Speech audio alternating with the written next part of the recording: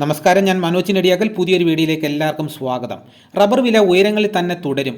പിന്നിൽ ലളിതമായ കാരണം റബ്ബർ ഷീറ്റിൻ്റെയും ലാറ്റക്സിൻ്റെയും വിപണി ഈ വർഷം ഇങ്ങനെയാകും. റബ്ബർ ഷീറ്റിൻ്റെയും ലാറ്റക്സിൻ്റെയും വിപണി ഈ വർഷം എങ്ങനെയായിരിക്കുമെന്ന് നമുക്ക് അന്വേഷിക്കാം. അതിന് മുന്നോടിയായി കഴിഞ്ഞ വർഷത്തെ റബ്ബർ വിപണി വില ഇരുത്തേണ്ടതുണ്ട്. പ്രതീക്ഷ നൽകിയ 2024 പൊതുവെ ഷീറ്റ് റബ്ബറിൻ്റെ വില സ്ഥിരമായി ഉയർച്ചയുടെ പാതയിലായിരുന്നു പോയ വർഷം. നിരന്തരം വില കയറിയിറങ്ങിയ 2023 സ്ഥിതി നേരെ വിപരീതവും. ബാങ്കോക്ക് വിപണിയുടെ ചുവട് പിടിച്ച് കഴിഞ്ഞ വർഷം ജനുവരിയിൽ വില വർദ്ധിച്ചു തുടങ്ങി. 2024 ഏപ്രിലും മെയ് പകുതി വരെയും വില സ്ഥിരത തുടർന്നു. എന്നാൽ മെയ് പകുതി മുതൽ ക്രമമായി ഉയർന്ന റബ്ബർ വില ജൂണിൽ 200 രൂപയെന്ന കടമ്പ കടന്നു. 12 വർഷത്തെ ഇടവേളയ്ക്ക് ശേഷമാണ് അതുണ്ടായത്.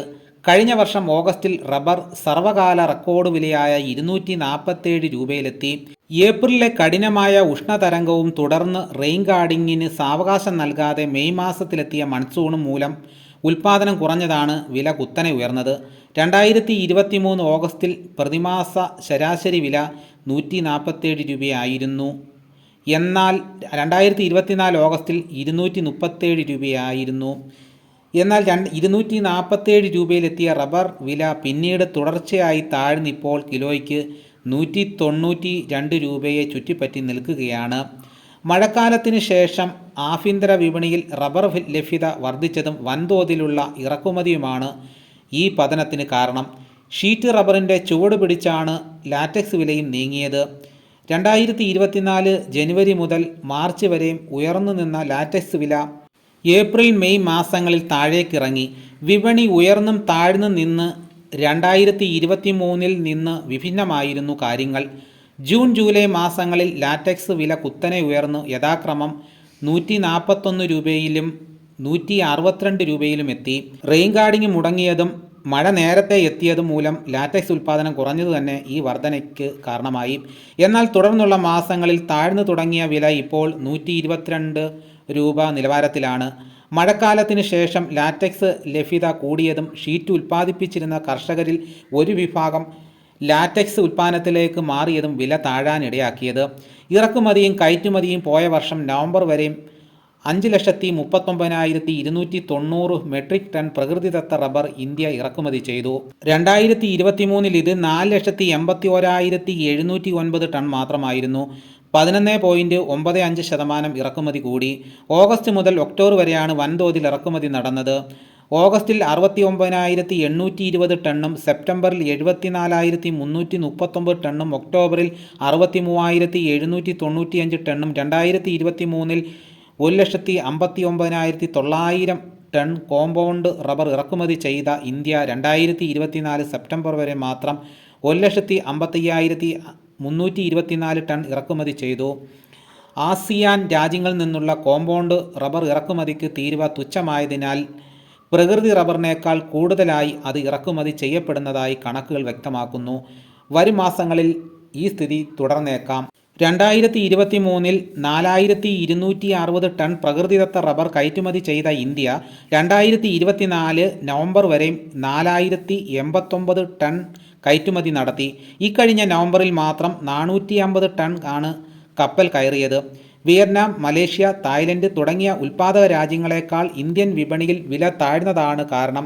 നേപ്പാൾ, ഒമാൻ, UAE, ശ്രീലങ്ക എന്നിവിടങ്ങളിലേക്കുണ്ടായ ഈ കയറ്റുമതി ഏറിയ പങ്കും ലാറ്റക്സ് രൂപത്തിലായിരുന്നു. രാജ്യാന്തര വിപണി 2025 പുതുവർഷത്തിലും റബ്ബറിന് ഉയർന്ന ഡിമാൻഡും മികച്ച വിലയും പ്രതീക്ഷിക്കാം. വാഹന നിർമ്മാണ വ്യവസായത്തിലും ആരോഗ്യ മേഖലയിലുമാവും ഏറ്റവും അധികം ഡിമാൻഡ്. ചൈനയുടെ സാമ്പത്തിക ഉത്തേജക പാക്കേജുകൾ, രാജ്യാന്തര തലത്തിലെ മികച്ച പണലഭ്യത, ചരക്ക് നീക്കത്തിനും തായ്ലൻഡും ഇന്തോനേഷ്യയും പോലുള്ള രാജ്യങ്ങളിലെ തടസ്സങ്ങൾ എന്നിവയൊക്കെ ഡിമാൻഡ് ഉയർന്നേക്കും. ചൈനയിലെ ബ്ലോക്ക് റബ്ബർ ശേഖരം 13 മാസത്തിനുള്ളിലെ ഏറ്റവും കുറഞ്ഞ അളവിലാണെന്ന് ശ്രദ്ധേയം. അവിടെ വ്യവസായികൾ രാജ്യാന്തര വിപണിയേക്കാൾ ആഭ്യന്തര വിപണിയെ ആശ്രയിക്കുന്നത് കൊണ്ടാണിത്. ഈ സ്ഥിതി തുടർന്നേക്കും. രാജ്യാന്തര വിപണിയിൽ മുൻപില്ലാത്ത വിധം പ്രകൃതിദത്ത റബ്ബറിന് വില ഉയരുകയാണ്. ചരക്ക് നീക്കത്തിലെ പ്രശ്നങ്ങളും വർദ്ധിക്കുന്ന ഡിമാൻഡുമാണ് കാരണം. ഇക്കൊല്ലം കഴിഞ്ഞാലും സ്ഥിതി തുടർന്നേക്കും. പുത്തൻ ഉൽപാദന ശക്തിയായി ഐവറി കോസ്റ്റ് ഉയർന്നു വരുന്നുണ്ട്. കൊക്കോ കർഷകർ മെച്ചപ്പെട്ട ആദായം പ്രതീക്ഷിച്ച് റബ്ബറിലേക്ക് ചുവട് മാറ്റുന്നതാണ് കാരണം. എന്നാൽ ലോക വിപണിയിലെ ലഭ്യതക്കുറവ് പരിഹരിക്കാൻ അവരുടെ ഉൽപാദനം മതിയാവുകയില്ല. ഡിമാൻഡും ലഭ്യതയും തമ്മിലുള്ള അന്തരം തന്നെയാണ് ഇപ്പോഴത്തെ വില വർധനയ്ക്ക് പിന്നിലെന്നതിനാൽ വർഷം മുഴുവൻ റബ്ബർ വില ഉയർന്നു നിന്നേക്കും. ഉപഭോഗ വർധനയ്ക്കനുസരിച്ച് ഉടനെങ്ങും ഉൽപ്പാദനം വർദ്ധിക്കാനിടയില്ലെന്നതിനാൽ കമ്മി വർദ്ധിക്കുക തന്നെ ചെയ്യും. ഉൽപ്പാദന കമ്മിക്കൊപ്പം കാലാവസ്ഥാ മാറ്റം മൂലമുള്ള പ്രശ്നങ്ങളും വിള പരിക്രമങ്ങളുമൊക്കെ ചേരുമ്പോൾ സമീപഭാവിയിൽ റബ്ബർ വില ഉയരങ്ങളിൽ തന്നെ തുടരുമെന്നാണ് മനസ്സിലാക്കേണ്ടത്. ശ്രദ്ധേയമായ മറ്റ് ചില മാറ്റങ്ങളും റബ്ബർ വിപണിയിൽ കാണാം. സുസ്ഥിരവും ഉത്തരവാദിത്തപൂർണവുമായ ഉൽപ്പാദന മേഖലയോടുള്ള ആഭിമുഖ്യമാണ് അതിൽ പ്രധാനം. സാമൂഹിക പാരിസ്ഥിതിക മേഖലകളിലെ ആശങ്കകൾ പങ്കുവയ്ക്കുന്ന ഈ പ്രവണത നല്ല മാറ്റങ്ങൾക്ക് വഴിതെളിക്കും. റബ്ബർ വ്യവസായത്തിൽ മാലിന്യത്തോത് കുറയ്ക്കേണ്ടതിൻ്റെ ആവശ്യകതയും പരിസ്ഥിതി സൗഹൃദ ഉൽപ്പന്നങ്ങൾക്കുള്ള ഡിമാൻഡുമൊക്കെ പ്രകൃതിദത്ത റബ്ബർ വിപണിയെ മുന്നോട്ട് നയിക്കുമെന്ന് ഉറപ്പാണ്. നിർമ്മാണ മേഖലയിലും റബ്ബറിന് ഉപയോഗസാധ്യത വലിയ തോതിൽ വർദ്ധിച്ചു വരുന്നതായി കാണാം. ആഗോള റബ്ബർ ഉൽപ്പാദനത്തിൻ്റെ 70% നിലവിൽ തായ്ലൻഡ്, ഇന്തോനേഷ്യ, മലേഷ്യ തുടങ്ങിയ തെക്ക് കിഴക്കൻ രാജ്യങ്ങളിലാണെങ്കിലും ആഫ്രിക്കൻ ഭൂഖണ്ഡത്തിലേക്ക് അത് വ്യാപിക്കുകയാണിപ്പോൾ. ഐവറി കോസ്റ്റ്, ഘാന, കാമറൂൺ, ലിബീരിയ തുടങ്ങിയ രാജ്യങ്ങളിലാണ് കൂടുതലായി റബ്ബർ കൃഷിയുള്ളത്. അവിടങ്ങളിലെ കാലാവസ്ഥ റബ്ബറിന് യോജ്യമാണ്. ഈ മേഖലയിലെ റബ്ബർ ഉൽപ്പാദനത്തിൽ ഒന്നാം സ്ഥാനക്കാരായ ഐവറി കോസ്റ്റ് അവരുടെ ഉൽപ്പാദനത്തിൻ്റെ സിംഹഭാവവും കയറ്റുമതി ചെയ്യുകയാണ്. കാലാവസ്ഥ മാത്രമല്ല, വിശാലമായ വനേതര ഭൂമിയുടെ ലഭ്യതയും കുറഞ്ഞ കൂലിച്ചെലവുമൊക്കെ ആഫ്രിക്കൻ ഭൂഖണ്ഡത്തിലെ റബ്ബർ കൃഷിക്ക് കരുത്തു പകരുന്നു. റബ്ബർ കൃഷി വ്യാപകമാകുന്നതനുസരിച്ച് അവിടെ റബ്ബർ വ്യവസായങ്ങളും വന്നേക്കാം. ഈ സാഹചര്യത്തിൽ അമേരിക്കയും യൂറോപ്യൻ രാജ്യങ്ങളുമൊക്കെ ആഫ്രിക്കൻ റബ്ബറിന് മുൻഗണന നൽകാൻ സാധ്യതയുണ്ട്.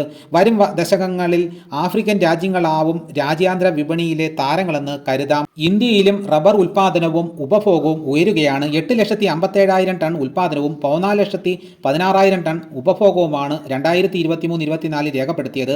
2024-25 ഇത് 8,75,000 ടണ്ണും 14,25,000 ടണ്ണുമായി ഉയരുമെന്നാണ് റബ്ബർ ബോർഡിന്റെ നിഗമനം. ഒപ്പം ഇൻറോഡ് പദ്ധതി പ്രകാരം വടക്ക് കിഴക്കൻ സംസ്ഥാനങ്ങളിലും പശ്ചിമ ബംഗാളിലും കൃഷിക്കായി കണ്ടെത്തിയ സ്ഥലങ്ങളിലെ ഉൽപ്പാദനവും നിലവിലുള്ള മരങ്ങളുടെ ഉൽപ്പാദനക്ഷമതയിലുണ്ടാകുന്ന വർധനയും കൂടി പരിഗണിക്കാം. ഉൽപ്പാദന വർധനയ്ക്ക് തീവ്ര ശ്രമം നടക്കുമ്പോഴും കമ്മി പെരുകുന്നുവെന്നാണ് യാഥാർത്ഥ്യം. ഉയർന്ന വിലയ്ക്ക് ഇറക്കുമതി നടത്താൻ ഇത് രാജ്യത്തെ നിർബന്ധിതമാക്കുന്നു. ലഭ്യതക്കുറവിനൊപ്പം പ്രതികൂല കാലാവസ്ഥയും ചേരുമ്പോൾ ഇവിടെയും വില ഉയർച്ചയുടെ പാതയിൽ തന്നെയാവും. സാധാരണഗതിയിൽ രാജ്യാന്തര വിപണിയുടെ ചുവട് പിടിച്ചാണ് ആഭ്യന്തര വിപണിയും നീങ്ങുക.